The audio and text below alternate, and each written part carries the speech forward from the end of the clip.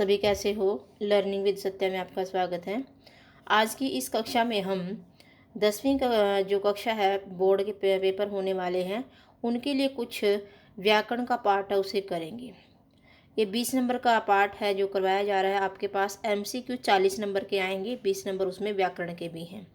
तो आज हम इसे करेंगे। तो सबसे अच्छी बात इसमें ये है कि आपके पास हर एक पार्ट में से 5-5 प्रश्न आ रहे हैं। उन 5-5 प्रश्न में से आपको 4-4 प्रश्न करने हैं और MCQ हैं। बड़ा ही आसान सा तरीका है, आप इनको थोड़ा सा ध्यान से समझिए और ये आराम से आपको समझ में आ जाएंगे। सबसे पहले है इसमें देखिए वाक्य भेद। रचना के आधार पर वाक्य भेद हैं जो सरल, संयुक्त, मिश्र वाक्य हैं। इनके आधार पर हमने प्रश्नों के उत्तर देने हैं। 4 प्रश्नों के उत्तर देने हैं, 5 हमारे पास प्रश्न हैं। तो जो भी आपको सही आता है वो 4 आप इसमें से दे सकते हो। पहला प्रश्न है तुम घर आए और वह रोने लगी। इसका हमने सरल वाक्य बनाना है।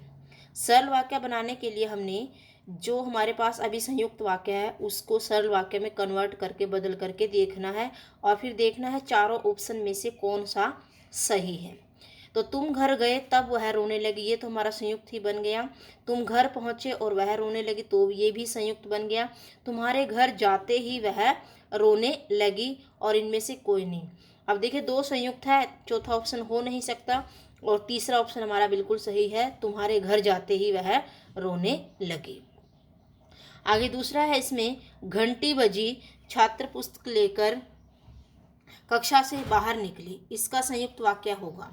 अब हमारे पास सरल वाक्य है, इसको संयुक्त वाक्य में बदल कर दिखाना है। 4 ऑप्शन में से ढूंढेंगे कौन सा सही है। घंटी बजी और छात्र पुस्तकें लेकर कक्षा से बाहर निकल गए। घंटी बजी और छात्र पुस्तकें लेकर कक्षा से बाहर निकले। घंटी बजते ही छात्र पुस्तक लेकर बाहर चले गए, या कोई भी नहीं। अब यहाँ पर देखिए हमने इसको संयुक्त वाक्य बनाना है। संयुक्त वाक्य की पहचान होती है दोनों वाक्यों को जोड़ने के लिए एक योजक शब्द का प्रयोग किया जाता है।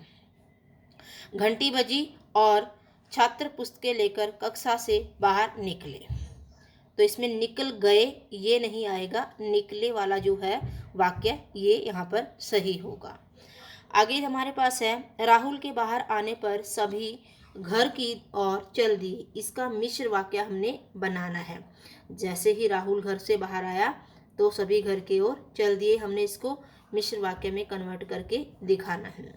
तो इसमें देखिए जैसे ही राहुल बाहर आया सभी घर की ओर चल दिए। राहुल के बाहर आते ही सभी घर की ओर चल दिए। राहुल बाहर आया और सभी घर की ओर चल दिए।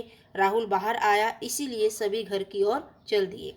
इनमें जो 3 वाक्य है ये सारे के सारे संयुक्त वाक्य की तरफ इशारा कर रहे हैं, क्योंकि हमारा जो मिश्र वाक्य है ना उसमें जो पहला वाक्य होता है उसका आंसर अगले वाक्य में छिपा हुआ होता है।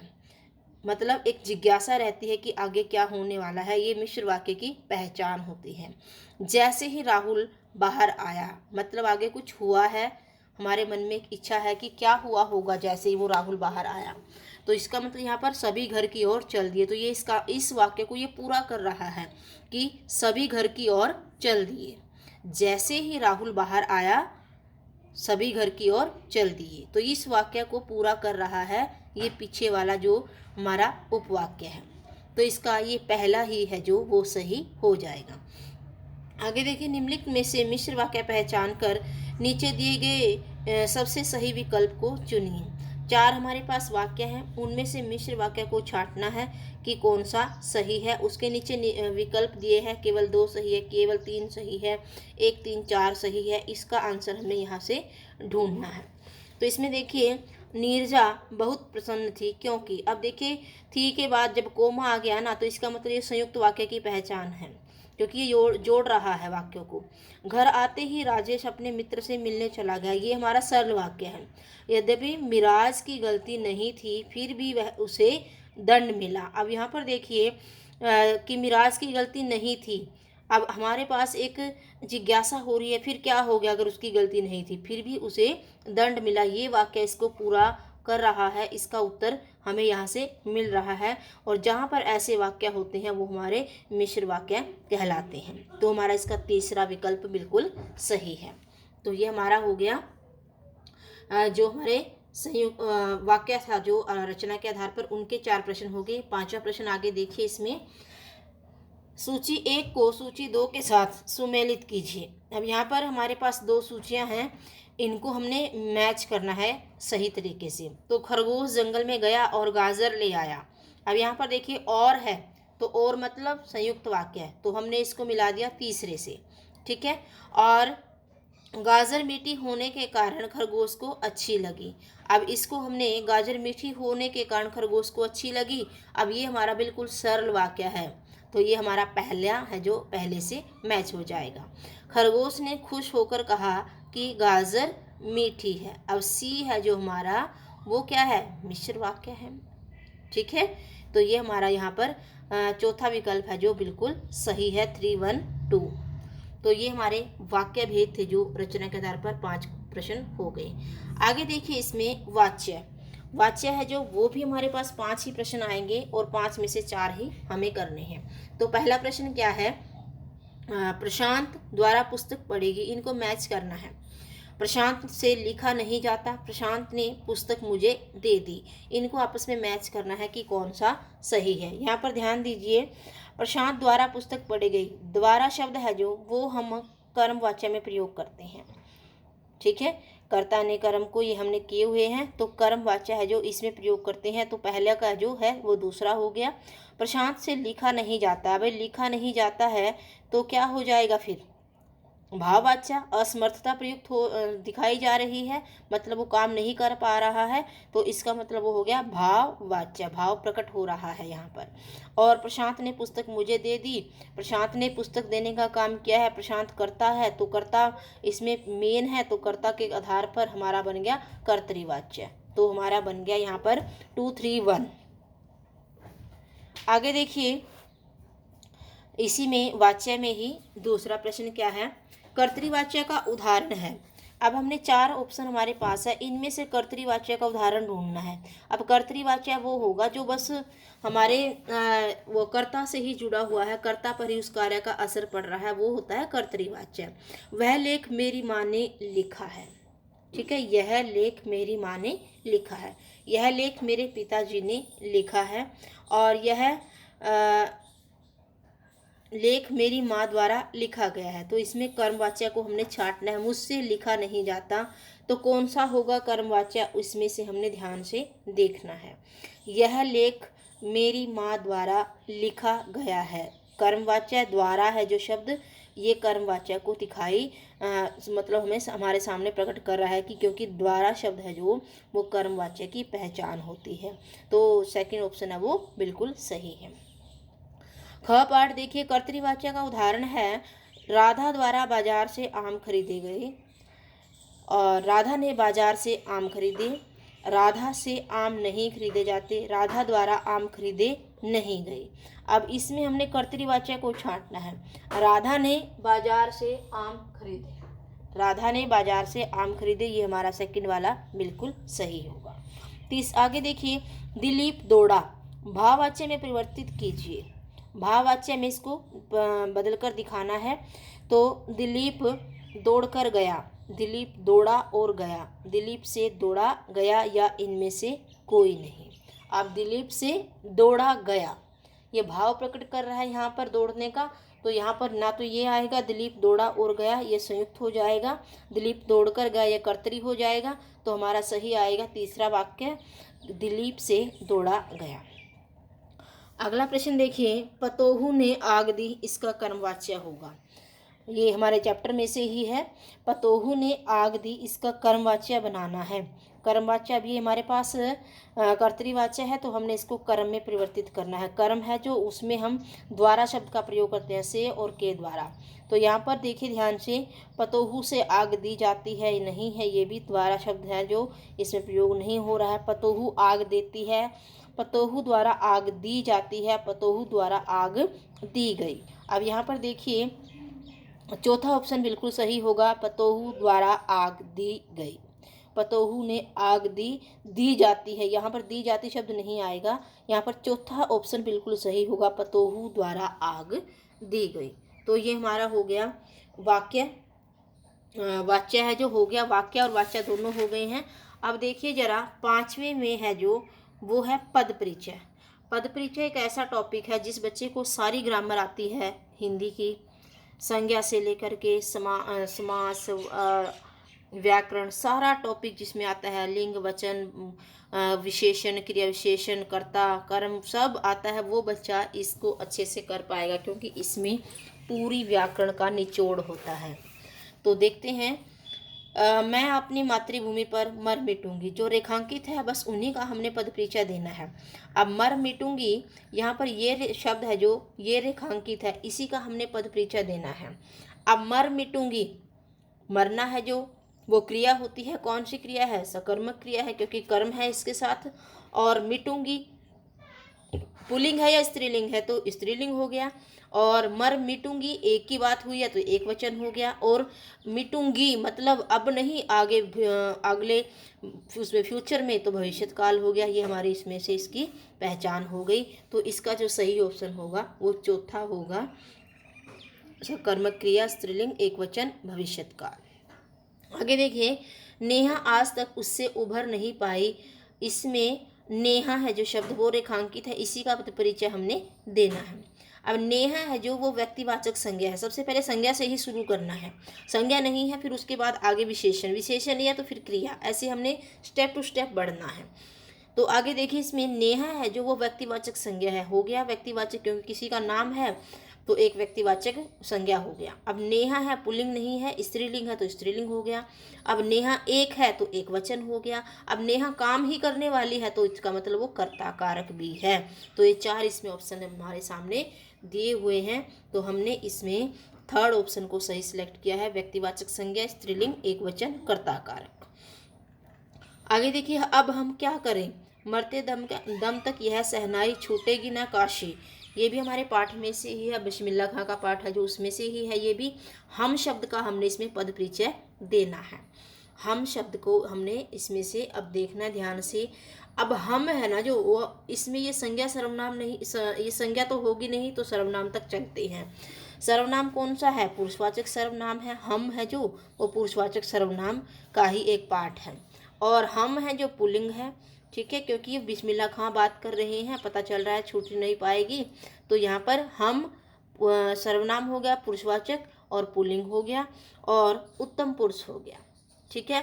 और कौन है? हम, बिस्मिल्लाह खां खुद हैं तो इसका मतलब वो कर्ता कारक भी हैं। तो ये हमारे पास कर्ता कारक हो गया।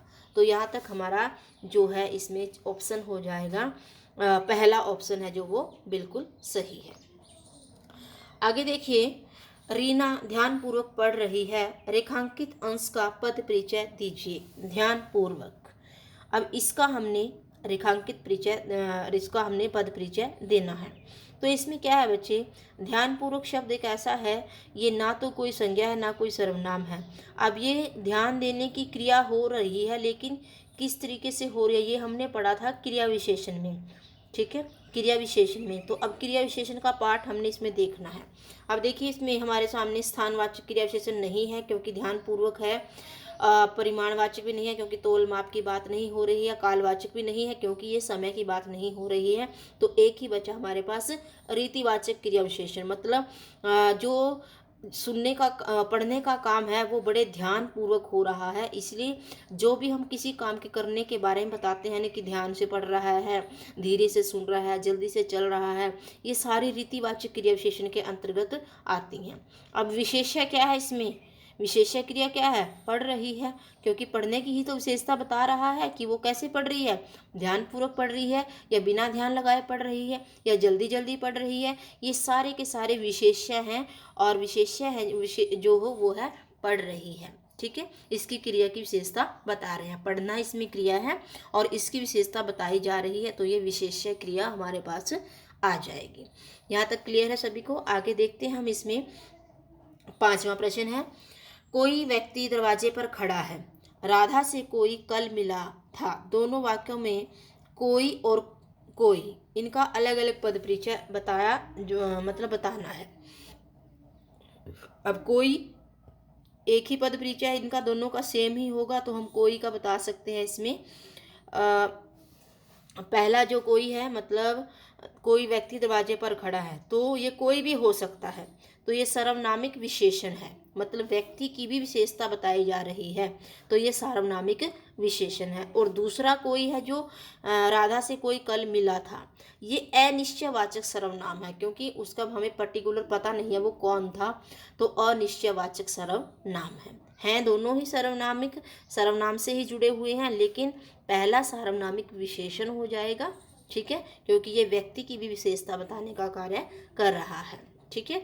तो आगे इसमें दूसरा हो जाएगा अनिश्चयवाचक सर्वनाम। तो ये हमारा पद परिचय यहाँ तक हो गए 5 प्रश्न, हमने इसमें से करने हैं 4 प्रश्न। आगे देखते हैं हम इसमें अलंकार। अलंकार भी आपके पास 5 ही आएंगे, हमें 4 ही करने हैं उसमें।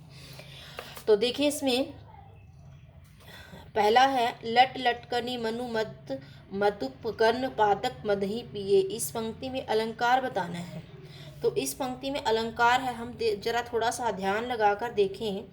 इसमें लट लटकनी मनु मत मधु पगन मादक मदही पिए, तो इसमें देखिए पहले ही में आपको दिखाई दे रहा है लट लटकनी में उपमान है और मत मधुपगन की संभावना व्यक्त की गई है, मतलब एक संभावना इसमें दिखाई गई है।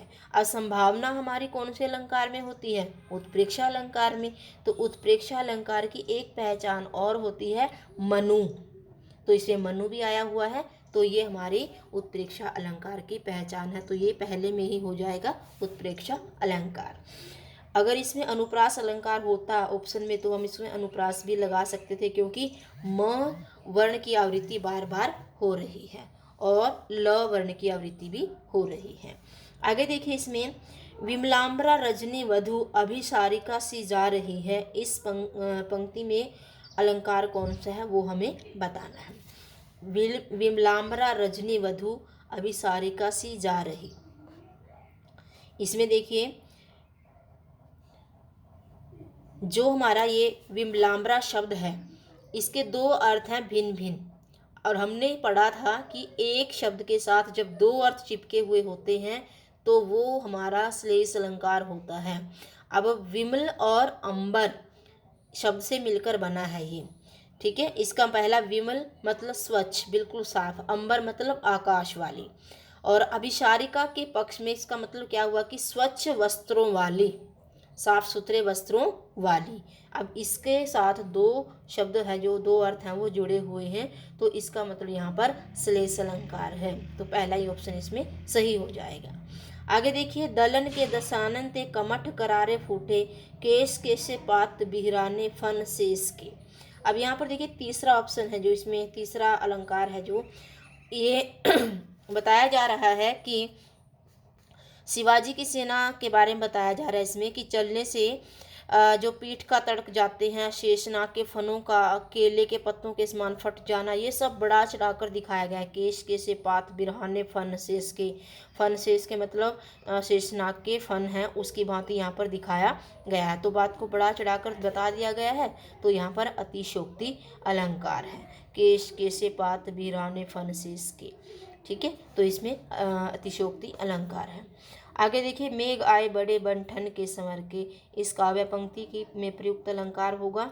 अब ये देखिए आए बड़े बंठन के संवर के, आपने देखा है मेघ है वो निर्जीव वस्तु है और उन पर मानव की भांति बन ठन कर सजने संवरने का जो वो है आरोप किया गया है, लेकिन इसके कारण यहाँ पर ये अलंकार बन गया मानवीकरण अलंकार, क्योंकि मानव की भांति क्रियाएं हैं जो दिखाई गई हैं। आगे देखिए चमचमात चंचल नयन बिच घूंघट पट छीन मानहु सुरसुरीता विमल जल उछरत जुगमीन। अब इस पंक्ति में कौन सा अलंकार होगा? अब मैंने आपको एक बात पहले ही अलंकार में बताई थी कि अगर अलंकार समझ में ना आए तो उनकी पहचान ढूंढ लिया करो। अब मनु मानुहु जनु जानुहु इस प्रकार के शब्द इसमें दिखाई दे रहे हैं। मानहु सुरसरिता विमल, अब मान लिया है सुरसरिता है जो बिल्कुल बस मान लिया है, तो मानने का मतलब हो गया उत्प्रेक्षा अलंकार, क्योंकि उत्प्रेक्षा अलंकार की ये पहचान होती है मनु जनु जानु, ठीक है। तो ये हमारा मानहु शब्द से हमने इसको पहचान लिया कि इसमें उत्प्रेक्षा अलंकार है। कैसे है अब ये भी देखिए, यहाँ पर कहा गया है कि घूंघट के बीच में जो निर्मल जल की भांति दो नयन हैं वो उछलती हुई मछलियों की अपूर्व संभावना की गई है कि घूंघट के भीतर जो दो नयन हैं वो मछलियों की भांति उछल रहे हैं। तो यहाँ पर इसीलिए उत्प्रेक्षा अलंकार है। तो ये हमारे अलंकार हो गए, 5 अलंकार हैं, कोई भी हमने इसमें से 4 करने हैं। तो आशा करती हूँ बच्चों ये आपको वीडियो पसंद आई होगी और आपको इसमें से 16 नंबर का हमारा ये काम हो गया है। 16 नंबर में से कम आपको 15 नंबर ज़रूर अच्छे से ले लोगे अगर आपने इसको थोड़ा सा ध्यान से किया। तो अगली वीडियो में कुछ और जानकारी के साथ हाजिर होती हूँ। तब तक अगर किसी को कोई समस्या है तो इसमें से हमें कमेंट बॉक्स में मुझे ज़रूर बताना, ताकि मैं आपकी समस्या है जो थोड़ी हल कर सकूँ। धन्यवाद। स्वस्थ रहें, मस्त रहें और पढ़ने में व्यस्त रहें।